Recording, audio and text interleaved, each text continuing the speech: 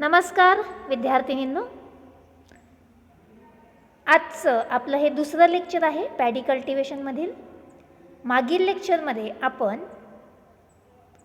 Botanical name of paddy, family, origin हे महत्त्वाचे मुद्दे, त्याचबरोबर इकॉनॉमिक यूजेस किंवा इकॉनॉमिक इम्पॉर्टन्स, तर यामध्ये जनरल जे इम्पॉर्टन्स तुम्हाला माहिती आहे, साधे यूज आपल्याला माहिती आहेत, आपण लिहू शकतो परीक्षेमध्ये, ते आपण इझिली लक्षात ठेवू शकतो.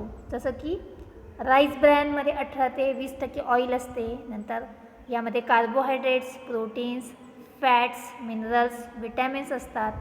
त्याचबरोबर पॅडी स्ट्रॉचा वापर हा मॅन्युरिंग, त्याचबरोबर मल्चिंग आणि पॅडिंग मटेरियलसाठी केला जातो. पोल्ट्री फीडसाठी इन्फेरियर क्वालिटी ऑफ राईस याचा वापर केला जातो. त्याचबरोबर फॉडर पर्पजसाठी राईस ब्रॅन असेल, पॅडी हस्क असेल त्याचा वापर करतो. आणि राईसचे बाय प्रोडक्ट आपण सांगायचे झाले तर पार्च्ड राईस आणि बिटन राईस म्हणजे चुरमुरे आणि पोहे हे आपण यापासून तयार करतो. यानंतर सॉईलमध्ये बेसिक सॉईल आपल्याला लक्षात ठेवायची आहे, म्हणजे ॲसिडिक आणि अल्कलाईन सॉईल. याचबरोबर आपण खार लँड्स आणि लॅट्रेटिक सॉईल याच्यामध्ये याचं उत्पादन घेतो. क्लायमेटमध्ये याच्यासाठी टेम्परेचर किती गरजेचं आहे, 20 ते 37 डिग्री सेल्सिअस, आणि रेनफॉल हे महत्त्वाचे पॉईंट्स आहेत. त्याचबरोबर हे कुठलं क्रॉप आहे, ट्रॉपिकल, आणि याच्यासाठी वार्म आणि ह्युमिड क्लायमेट गरजेचं आहे. त्यानंतर त्याच्या व्हरायटीज आपण अभ्यासलेल्या आहे. यामध्ये लोकल व्हरायटीज असेल, हाय यील्डिंग व्हरायटीज असेल आणि सेंटेड व्हरायटी. तर ह्या दोन व्हरायटीज, बेसिकली सेंटेड व्हरायटीज आपल्याला लक्षात ठेवायच्या आहेत. त्यानंतर आपण ऑब्जेक्टिव्ह पाहिलेले आहेत. Objective for breeding new varieties in rice. Naveen variety तयार करत असताना कोणकोणते उद्देश समोर ठेवले पाहिजेत, हा मुद्दा आपण मागच्या लेक्चरपर्यंत अभ्यासलेला आहे. आजच्या लेक्चरमध्ये आपण नवीन मुद्दा पाहणार आहोत, characteristics of high yielding varieties of rice. तर यामध्ये बघा, पहिला मुद्दा आहे the plant are narrow, stiff and upright. आता आपण काय बघत आहोत, तर कॅरेक्टरिस्टिक हाय यील्डिंग व्हरायटीज ज्या राईसच्या आहेत किंवा तांदूळ्याच्या आहेत, त्याला आपण हायब्रिड व्हरायटीज असं सुद्धा म्हणतो. तर याचे कॅरेक्टरिस्टिक कुठल्या, याचे गुणधर्म काय आहेत हे आपण अभ्यासणार आहोत. यामध्ये पहिल्यांदा जो पहिला पॉईंट्स आहे, तर प्लांट आर नॅरो. नॅरो म्हणजे निमुळतं, स्टिफ अँड अपराईट. तर यामध्ये जे प्लांट असणं गरजेचं आहे ते कसं असणं गरजेचं आहे, तर छोटं आणि त्याचबरोबर सरळ, स्टिफ असा वाढणारा असणं गरजेचं आहे. सेकंड मुद्दा आहे the leaves are dark green. यामध्ये पानांचा जो कलर आहे, रंग आहे, तो गर्द हिरवा असणे गरजेचे आहेत. तिसरा मुद्दा आहे the plants are dwarf and does not लॉग. तर यामध्ये प्लॅन्ट जे आहेत ते बुटक्या जाती आपण म्हणतो. तर अशा प्रकारचे प्लॅन्ट्स, अशा प्रकारच्या व्हरायटीज, आणि त्याचबरोबर डज नॉट लॉज म्हणजे काय, तर दलदलीची जर जमीन असेल किंवा त्या ठिकाणी जास्त पाणी साचून राहत असेल तर ती व्हरायटीज याला रेझिस्टंट असावी. नंतर varieties are suitable for growing any season. ह्या ज्या व्हरायटीज आहे, हाय यील्डिंग व्हरायटीज आपण म्हणतो, तर त्या कुठल्याही सीझनमध्ये ग्रो करण्यासाठी, लागवडीसाठी ह्या उपयुक्त असणं आवश्यक आहे. तर पाचवा मुद्दा आहे these varieties are short durational. These varieties are short durational म्हणजेच काय, तर या व्हरायटीचा जो कालावधी आहे, मॅच्युरिटी पिरियड आहे, हा कमी दिवसाचा असणं गरजेचं आहे. ठीक आहे, कमी दिवसाचा, त्याला शॉर्ट ड्युरेशन म्हणतो. गरव्या हलक्या जाती असं सुद्धा आपण म्हणू शकतो. पुढचा मुद्दा आहे these varieties are highly responsive to fertiliser application. तर साधारणतः ज्या हाय यील्डिंग व्हरायटीज आहे किंवा हायब्रिड व्हरायटीज आहे, तर ह्या हायब्रिड व्हरायटीज ह्या फर्टिलायझर अप्लिकेशनला ह्या जास्त रिस्पॉन्स देतात. कारण जनरली हाय यील्डिंग व्हरायटीज आहे ह्या आपण इरिगेटेड फील्डमध्ये किंवा ज्या ठिकाणी इरिगेशन फॅसिलिटीज आहे त्या ठिकाणी जास्त प्रेफर केल्या जातात. नंतर व्हरायटीज आर हाय यील्डिंग म्हणजे या व्हरायटीपासून मिळणारं जे उत्पादन आहे हे जास्तीत जास्त मिळणं आवश्यक आहे. तर आपण एकूण 7 कॅरेक्टरिस्टिक हाय यील्डिंग व्हरायटीच्या पाहिलेल्या आहेत. यावरती सुद्धा आपल्याला 2 मार्काचा प्रश्न किंवा शॉर्ट नोट्स विचारली जाऊ शकते. शॉर्ट नोट्स असेल तर जवळपास 6 मुद्दे आपण लिहिणं या ठिकाणी अपेक्षित आहे. ठीक आहे. त्याच्यानंतर आपण पुढचा मुद्दा बघू. कल्टिवेशन. पॅडी कल्टिवेशन म्हणजे तांदूळ लागवडीच्या कोणकोणत्या पद्धती आहेत. यामध्ये एकूण 4 पद्धती या ठिकाणी दिलेल्या आहेत.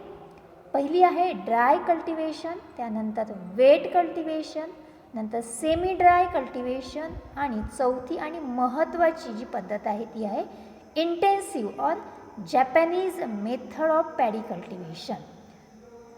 ह्या 4 पद्धतीचा आपण अभ्यास करणार आहोत. पण यामध्ये सुद्धा परीक्षेच्या दृष्टीने इंटेन्सिव्ह और जॅपनीज मेथड म्हणजे आपण त्याला म्हणू शकतो आधुनिक पद्धत.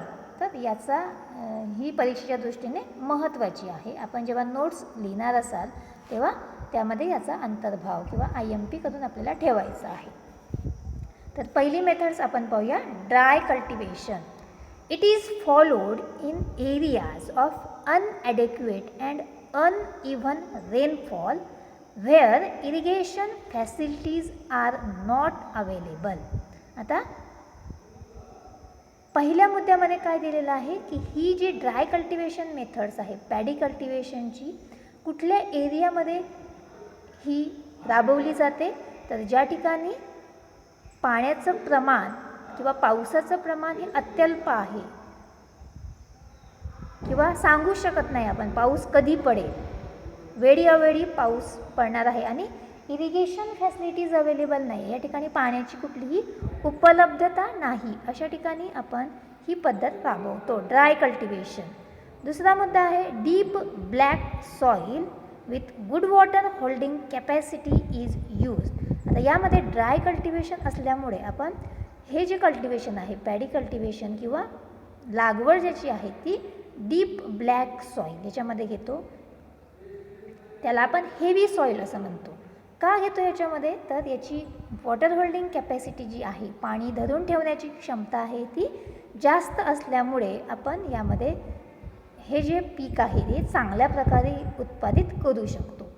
तिसरा मुद्दा आहे field is प्लोड immediately after the harvest of previous crop.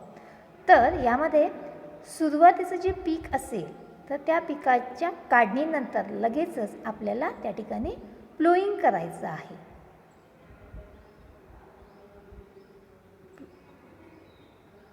किंवा आपण म्हणू शकतो पॅडी लागवडीच्या जस्ट आधी आपण ते काय करणार आहे प्लोईंग करून घेणार आहे त्या ठिकाणी.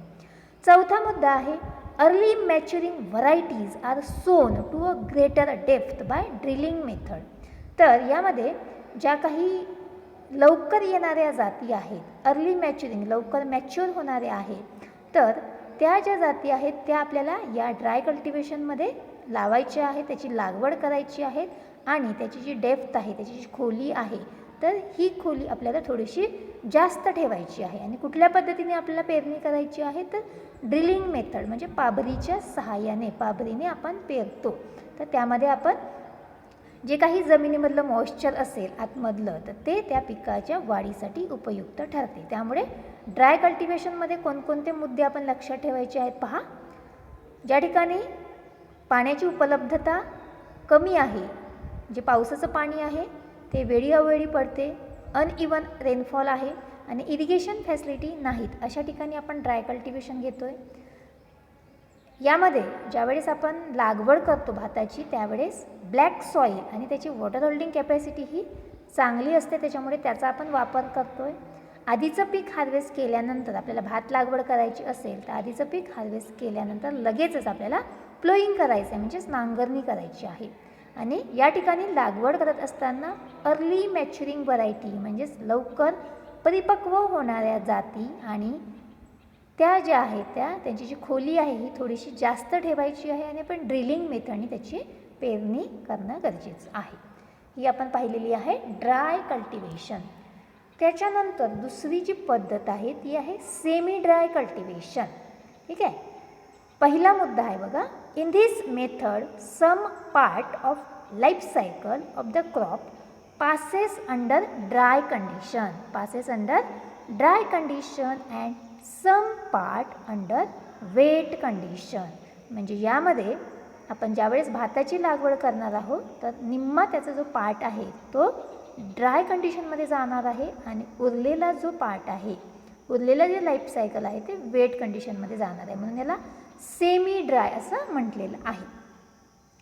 दुसरा मुद्दा आहे, some protective irrigations are given at critical growth stages. यामध्ये आपल्याला काही प्रोटेक्टिव्ह इरिगेशन्स देणं गरजेचं आहे आणि ते कुठल्या स्टेजला आपण देणार, क्रिटिकल ग्रोथ स्टेजेस, म्हणजे ज्या स्टेजेसला त्याची अत्यंत गरज आहे त्याच स्टेजेसला आपण इरिगेशन देणार. त्यामध्ये टिलरिंग स्टेज, फुटवे येण्याची जी स्टेज आहे ती, फ्लॉवरिंग, ठीक आहे, फ्लॉवरिंग स्टेजला आपण देतो म्हणजे ज्यावेळेस ओंब्या लागण्याला सुरुवात होते, इन्फ्लोरसन्स येते त्यावेळेस, आणि ग्रेन फिलिंग म्हणजे दाणे भरण्याची प्रक्रिया. तर या 3 स्टेजला आपल्याला इरिगेशन देणं, पाणी देणं अत्यंत गरजेचं आहे. नंतर तिसरा मुद्दा आहे, this method help in suppressing the weed growth. या पद्धतीमध्ये किंवा या पद्धतीने आपण लागवड केल्यामुळे जे तणांचं नियंत्रण आहे, ते तणांची जी ग्रोथ आहे ती आपण कमी करू शकतो, कमी होऊ शकते. याचं कारण काय आहे तर ह्या सेमी ड्राय कल्टिवेशनमध्ये हाफ पार्ट जो आहे तो ड्राय कंडिशनमध्ये आणि उरलेला जो पार्ट आहे तो वेट कंडिशनमध्ये जातो. आणि ज्यावेळेस पीक हे छोटं असते, सेडलिंग स्टेजला असते, त्याचे रोपटे असतात, त्या दरम्यान जर तणांची वाढ जास्त झाली तर त्या पिकांवरती परिणाम होऊ शकतो, त्याच्या वाढीवरती परिणाम होऊ शकतो. आणि पहिली जी लाईफ सायकल आहे या कंडिशनमध्ये पॅडीची, तर ती कशी आहे तर ती ड्रायमध्ये आहे, त्याच्यामुळे तणांची वाढ इतकीशी यामध्ये होऊ शकत नाही. नंतर चौथा मुद्दा आहे, in short in this method the crop grown on moisture available in the bunded field. आता यामध्ये जी काही भात खाचरं आहेत, ठीक आहे, तर त्या भात खाचरामध्ये आपण आधी पाणी साठवून ठेवतो आणि त्याच ठिकाणी आपण याची लागवड करू शकतो की ज्या ठिकाणी थोडंसं मॉइश्चर अवेलेबल आहे. म्हणून या ठिकाणी म्हटलेलं आहे, the crop grown on moisture available in bunded field. Bunded field असलेलं मॉइश्चर या ठिकाणी आपण हे क्रॉप काय करायचं आहे, ग्रो करायचं आहे किंवा त्याची लागवड करायची आहे. त्यानंतर तिसरं जे आहे, तर तिसरी जी मेथड्स आहे या ठिकाणी ही तिसरी मेथड आहे बघा, wet cultivation. In this method land is ploughed and puddled with 3 to 5 centimetre in standing water. या पद्धतीमध्ये आपण काय करायचं आहे तर आपल्याला पडलिंग ऑपरेशन करायचं आहे.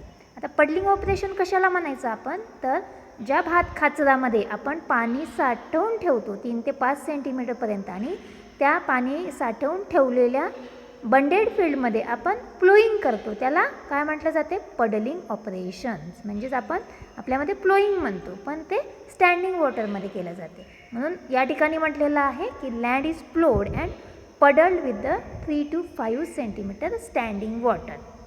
Seedlings are raised in nursery and later on transplanted in puddled field. यामध्ये जी काही रोपं आहेत तर ही रोपं आपल्याला आधी नर्सरीमध्ये लावायची आहेत, वाफ्यावरती लावायची आहेत आणि ती त्याची काही दिवस झाल्यानंतर उंची काही वाढल्यानंतर आपल्याला ती पडलिंग केलेल्या फील्डमध्ये, पडलिंग केलेल्या जमिनीमध्ये काय करायची आहे, ट्रान्सप्लांट करायची आहे. तिसरा मुद्दा आहे, if it is not possible to raise seedling, if it is not possible to raise seedling म्हणजे आपण जर रोपं तयार करू शकलो नाही तर sprouted seeds are directly broadcasted in puddled field. जी काही स्प्राउटेड सीड्स आहे, मोड आलेली जी आहेत सीड्स पॅडीची, तर ती त्या पडलिंग फील्डमध्ये आपण डायरेक्टली ब्रॉडकास्ट करू शकतो. चौथा मुद्दा आहे, plant population is more uniform and require less सिडरेट than other method. यामध्ये प्लांट पॉप्युलेशन जी आहे, रोपांची जी संख्या आहे ही जास्त युनिफॉर्म, जास्त एकसारखी असणार आहे आणि त्याचबरोबर सिडरेट जो आहे हा कमीत कमी लागणार आहे. रिक्वायर लेस सिडरेट दॅन अदर मेथड. बाकीच्या कंपॅरिझनमध्ये या ठिकाणी सीड रेट हा कमी लागणार आहे. 5वा मुद्दा आहे seeds are buried at the time of puddling. तर यामध्ये ज्यावेळेस आपण पडलिंग ऑपरेशन करणार आहे तर त्या पडलिंग ऑपरेशन करत असताना जे काही छोटे छोटे सीड्स आहे वीड्स आहे तण आहे तर त्यांना आपण जमिनीमध्ये गाळून टाकणार आहोत. तर त्यामध्ये आपण वीड्सची जी पॉप्युलेशन आहे किंवा वीड्सची जी ग्रोथ आहे ती कंट्रोल करू शकतो. पुढचा मुद्दा आहे 6वा losses due to pest and diseases are reduce. तर या ठिकाणी जे काही पेस्ट येणार आहे त्या पिकावरती किंवा डिसीज येणार आहेत तर हे या ठिकाणी या वेट कल्टिवेशनमध्ये आपल्याला कमीत कमी आढळून येतं.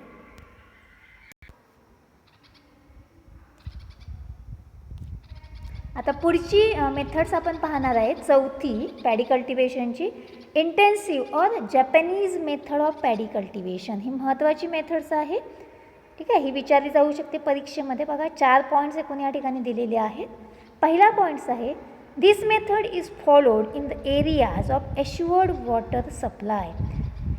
ही जी पद्धत आहे जॅपनीज मेथड त्याला आपण म्हणतो, तर ज्या ठिकाणी पाण्याची उपलब्धता जास्त आहे त्याच ठिकाणी ही पद्धत अवलंबिली जाते.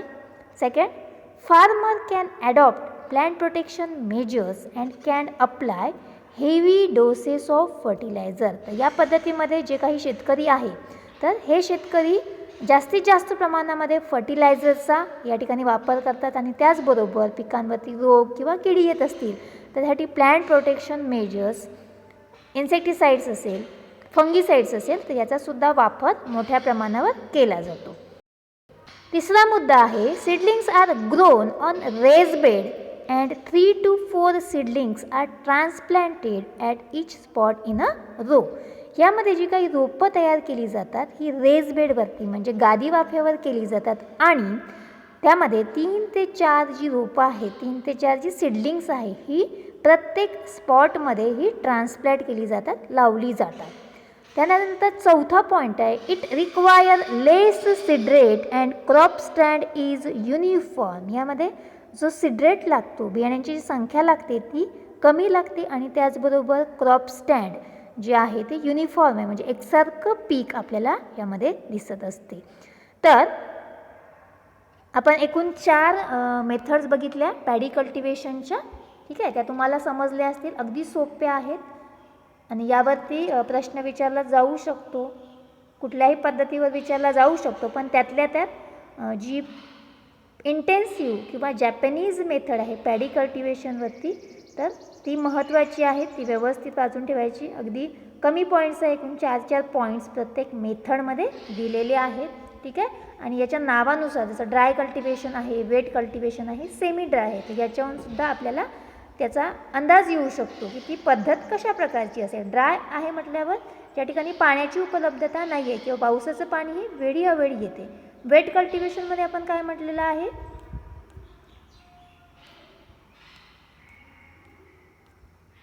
वेट कल्टिवेशनमध्ये आपण ज्या ठिकाणी पाण्याची उपलब्धता चांगली आहे आणि सेमी ड्राय कल्टिवेशन जर असेल तर निम्माचे लाईफ सायकल आहे ते निम्म लाईफ सायकल ड्रायमध्ये आणि उरलेलं लाईफ सायकल हे वेटमध्ये असते. आणि इंटेन्सिव्ह किंवा जॅपनीज मेथड आहे ही आधुनिक पद्धत आहे पॅडी कल्टिवेशनची, तर तीसुद्धा आपल्याला या ठिकाणी लक्षात ठेवायची आहे. ठीक आहे, तर हा पाठ तुम्हाला समजला असेल व्यवस्थित, तो एकदा वाचून काढायचा आहे आणि ह्या ज्या पद्धती आहे ह्याचा अभ्यास करत असताना कंपॅरेटिव्ह स्टडी करायचा आहे आपल्याला. त्याच्यामुळे जर आपण कंपॅरेटिव्ह स्टडी केला तर आपल्याला जास्त लक्षात या ठिकाणी राहू शकते. तर आज आपण इथेच थांबूया. धन्यवाद.